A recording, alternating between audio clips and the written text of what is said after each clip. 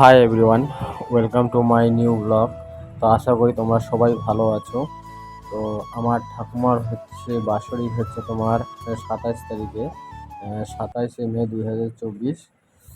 তো তো মারা মানে রেডি হচ্ছে এখন, তো মার সঙ্গে যাব মানে বাজার করতে। তো আর আমার ঠাকুমা আমাকে খুব ভালোবাসতো, অনেক মিস করছি। তো